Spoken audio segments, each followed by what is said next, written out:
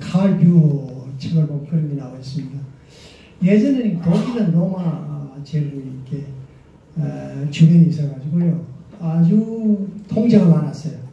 정치적 뉴스는 거의 다룰 수가 없습니다.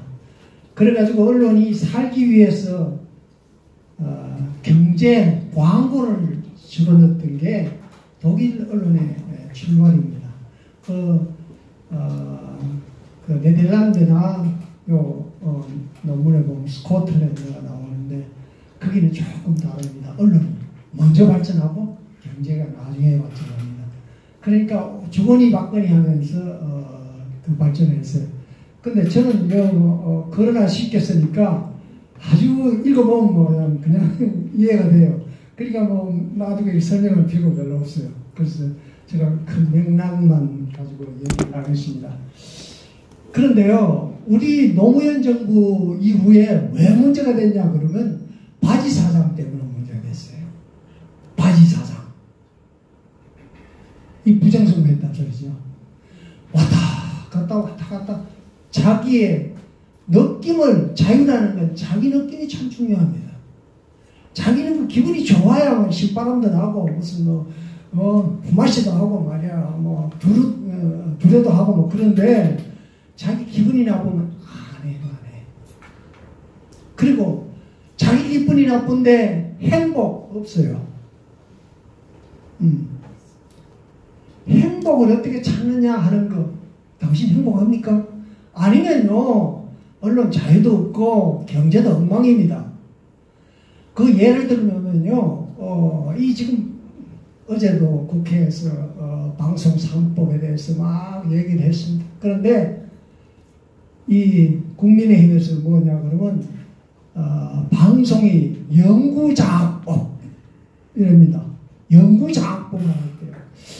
그런데요, 영구장악법을 하는데, 그런데 이 문재인 오고부터는 전부 노조가 다 그냥 사장부터 쫙 다 노조가 다 했어요. 그런데 결과가 어떠냐? 결과가요, 유튜브에 82%가 뺏기고, 지금 그렇게 많은 신문방송 다 하는데 18% 가지고 먹고 살아요. 그런데 공영방송이 지금 시청률이 얼마나 올라가냐 그러면 1% 2% 되는 게 허다해요. 허다하는데, 그런데 공영방송은요 한 20% 다운되면 공영방송 기능이 없어요. 그런데 영구장악법을 해가지고 이사를 어떻게 하고 해가지고 편성권까지 자기들가 갖겠다는 거예요. 근데 여기 경제학에서 지금 얘기하잖아요. 그런데 경제학에서 얘기하는데 결국 뭐야? 자기가 능력도 없으면서 막 비판하는 거예요. 비판. 방송이 그랬어요. 자, 그런데 이 모델이 어디서 나오냐 그러면요, 우리 마르크스 경제학을 좀 한 사람들은 이게 1917년에서 1924년까지 레닌이 하는 방법입니다. 그게 뭐냐면 생산 양식은 생산력과 생산 관계입니다. 자, 생산 관계라는 게 뭐냐 그러면 노동과 자본의 관계예요. 지금 자본가 좀 상법 개정안 전부 자본가 혐오, 자본가 죽이기, 자본가 정신 죽이기였다는 거거든요.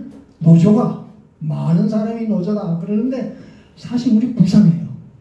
우리 불쌍한데, 불쌍한 게 뭐냐면 86%가요.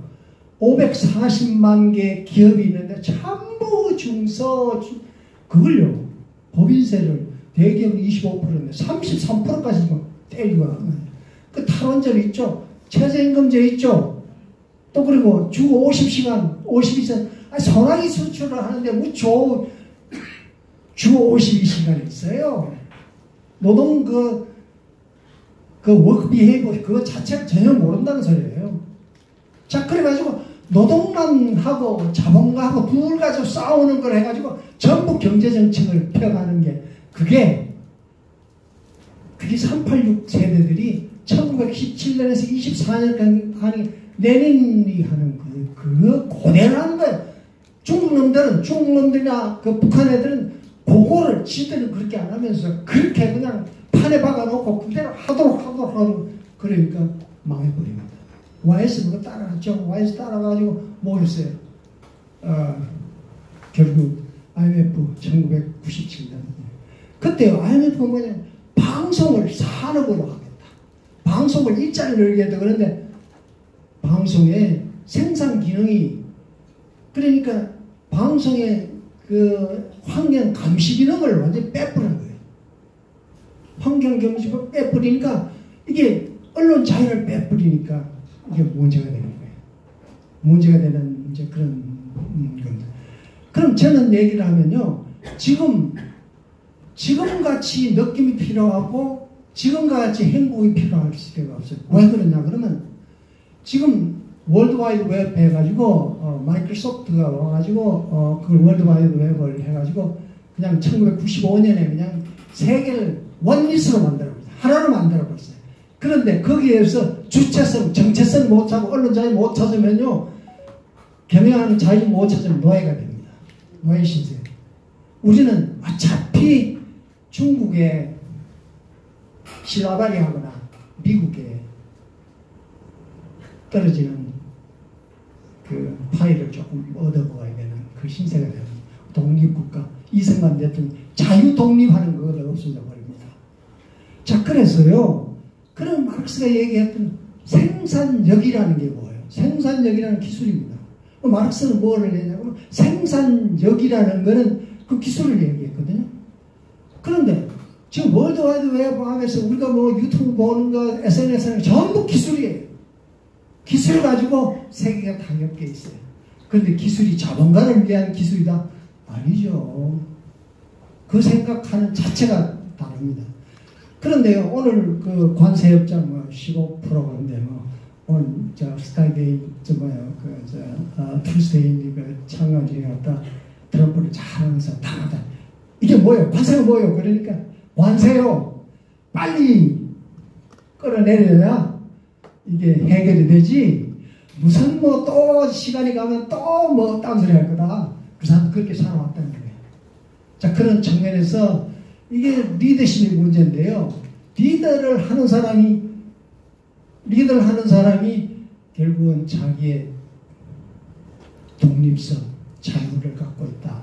자유를 갖고 있어야 된다 하는 그런 겁니다. 그런데 보면요. 박근혜 정부는 공공부채가 660조 원밖에 안 되거든요. 지금 1300조 원. 그때는요. 경제성장이 3.2%, 3.2%, 2.8%, 2.9% 이렇게 올라가요.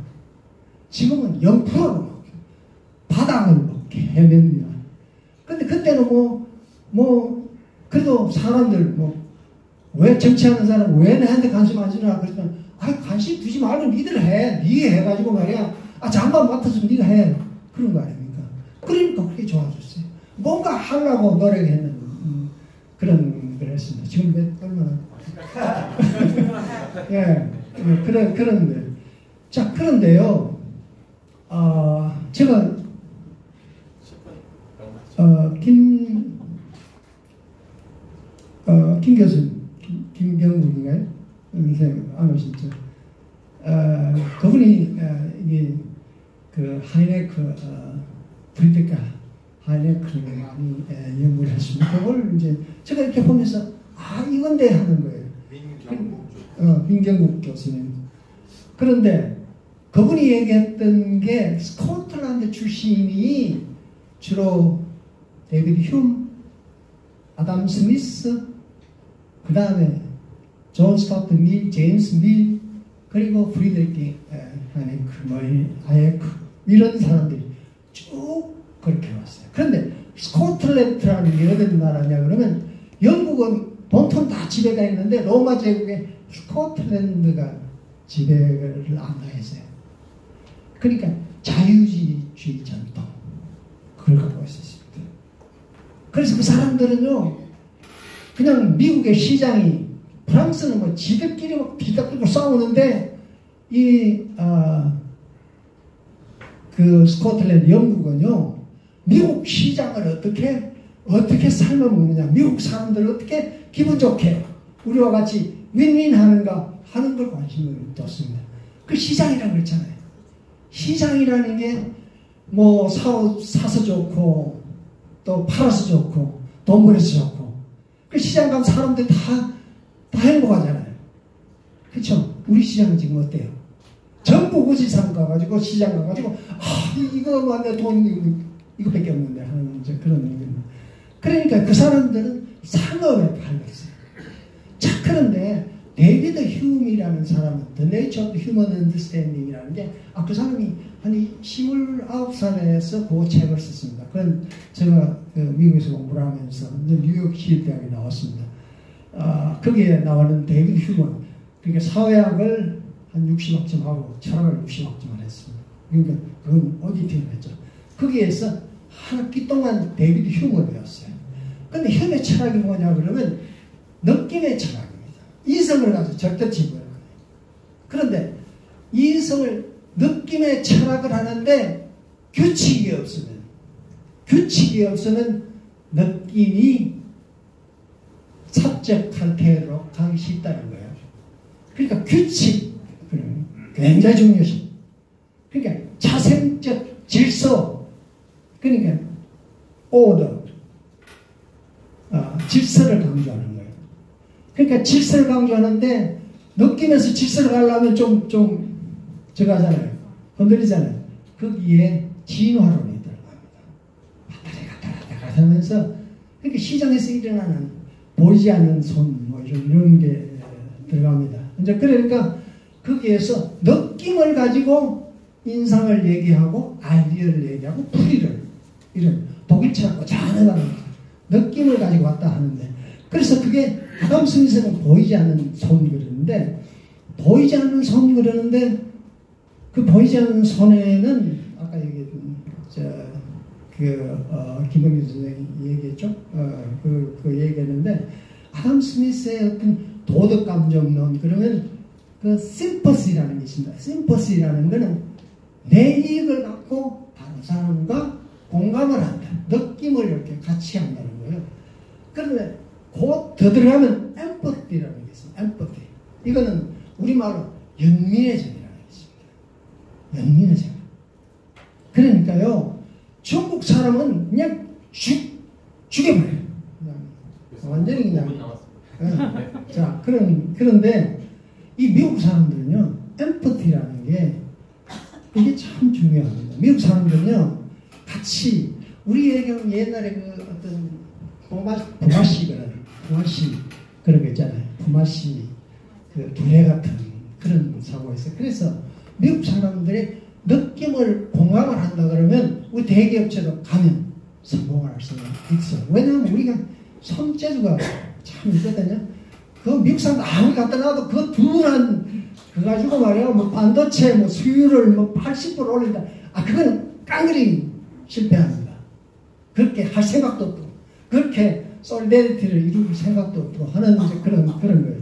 자, 그러니까 결국은 엠퍼시라는 게 돼요.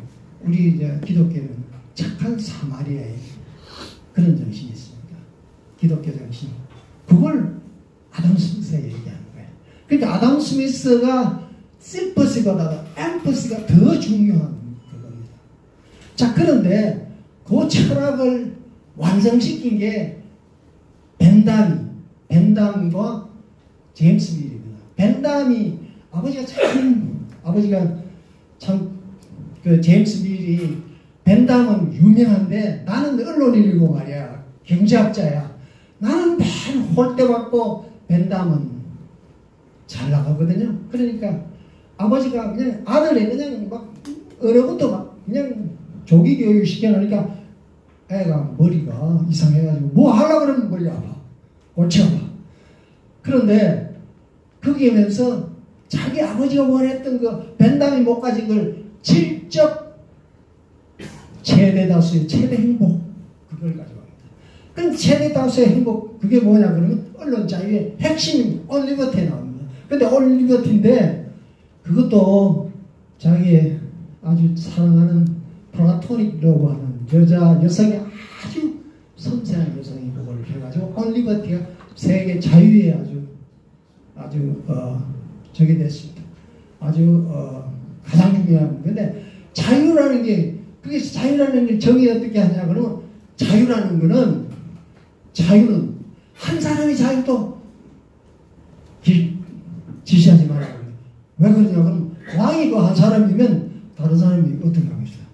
다 들어야 되잖아요. 그러니까 한 사람의 자유다라는 거. 그러니까 민주공화정이라는 뭐냐 그러면 수기민주주의. 그러니까 우리 모양으로 방송이 뭐 그냥 와서 선전선동 진취 붙여가지 말고 서로 미국 모양 타운 미팅 해가지고 쫙 해가지고 뭐 2시간, 3시, 4시까지 하고 야 우리는 공화당 민주당 다 쳐 한국어로 쓸까 이런 타운 미팅에 그게 우리 없잖아요. 그게 민주공화정은 그게 자 그리고 마냥 나쁜 사람의 의견도 잘 들어보면 그 사람도 생각한 거 있어요. 진리가 있을 수가 있어요. 팩트하고 진실하고 달라요. 진실 거기서 발견할 수 있어요. 또 그리고 한 가지는 거기에 우리 검사하는 사람도 그러잖아요.